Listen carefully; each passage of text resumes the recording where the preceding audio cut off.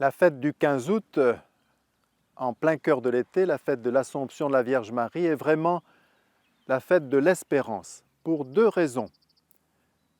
Premièrement, partons d'une constatation. Quand on est petit, on voit la vie devant. Écoutez les enfants, vous les entendez souvent dire « quand je serai grand, je ferai, quand je serai grand, j'aurai, quand je serai grand, je serai, etc. » J'ai un petit-neveu qui a 7 ans et il a déclaré péremptoirement à sa maîtresse en juin, quand il a terminé son CP, qu'elle ne le reverrait plus puisqu'il veut succéder à son grand-oncle Lulu à la ferme. Il est passionné d'agriculture. Il y avait un enfant qui disait « Moi, quand je serai grand, je voudrais faire un métier saisonnier.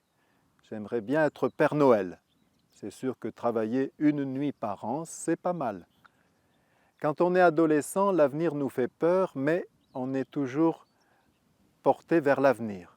Quand on est adulte, on voit que le temps a passé très vite et on a la tentation de regarder vers les jeunes jusqu'à friser le jeunisme. Et alors, quand on devient senior, quand on passe au 3e âge, on n'est plus que dans les souvenirs de l'enfance et de la jeunesse. Or, l'Assomption nous met en ligne de mire le but de notre vie qui est la résurrection, puisque l'Assomption, c'est la résurrection de la Vierge Marie.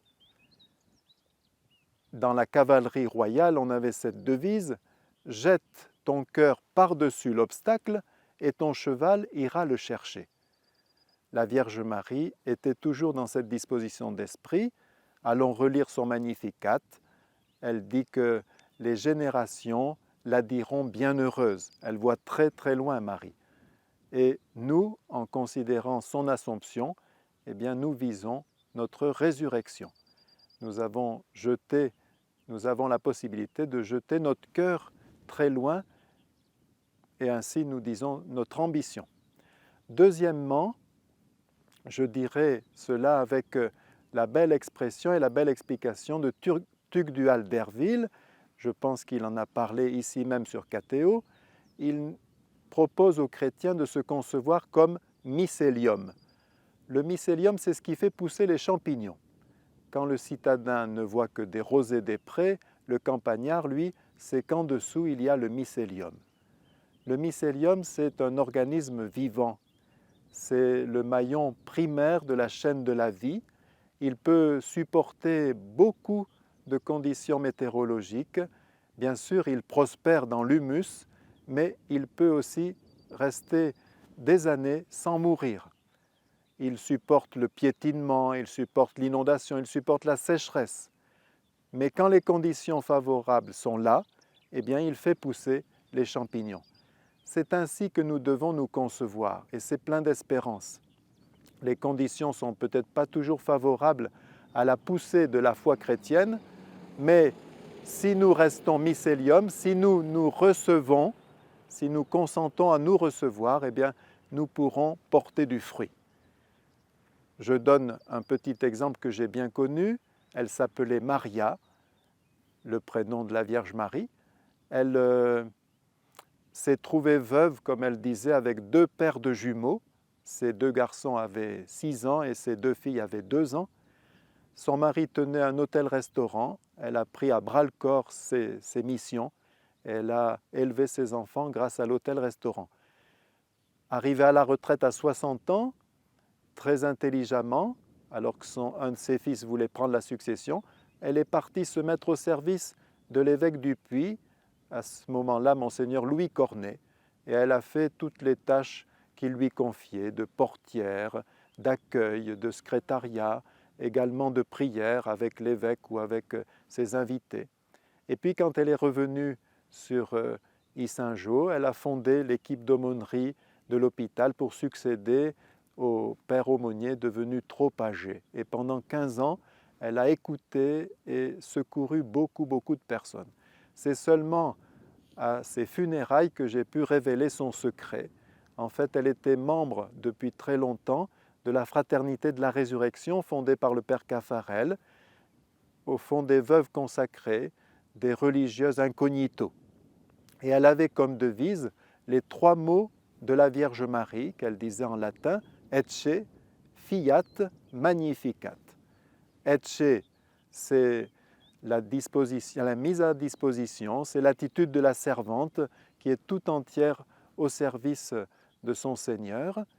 Fiat, comme dit magnifiquement André Frossard dans un de ses livres, la Vierge Marie a prononcé comme le Père le fiat qui a engendré la lumière incréée. De toute éternité, le Père dit fiat et la lumière qui est son Fils. Et elle, en disant fiat, que ta volonté soit faite, elle a permis à la lumière incréée, Dieu le Fils, de venir sur la terre et de nous éclairer. Magnificat, eh bien, c'est louer le Seigneur, passer son temps à le louer. Alors je termine par cette belle histoire que l'on prête à Saint François d'Assise.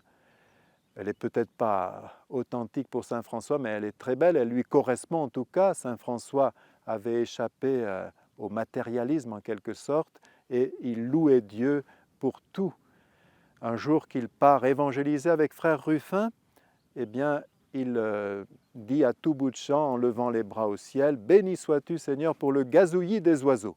Et frère Ruffin veut imiter son maître et ajoute toujours « Oh oui, béni sois-tu Seigneur, béni sois-tu Seigneur pour le murmure des cascades. Oh oui, béni sois-tu Seigneur, béni sois-tu Seigneur pour la fraîcheur des sous-bois.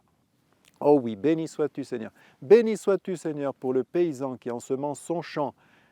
Béni sois-tu Seigneur ». Le frère en a ras-le-bol de toutes ces litanies. Et voilà que tous les deux passent sous un chêne où a élu domicile une colonie de tourterelles. Et une de ces tourterelles fait malencontreusement ce que vous devinez juste sur la tête de saint François. Le frère Ruffin, qui voit ça du coin de l'œil, se dit « on va bien voir si tu continues à louer le Seigneur ». C'est vrai que ça n'est pas très agréable comme shampoing. Et voilà qu'avant qu'il ait fini sa mauvaise pensée, il voit François lever les bras au ciel et dire « Béni sois-tu Seigneur de ne pas avoir donné des ailes aux vaches ». Eh bien, c'est dans cette voie que la Vierge Marie nous entraîne, Ecce, Fiat, Magnificat.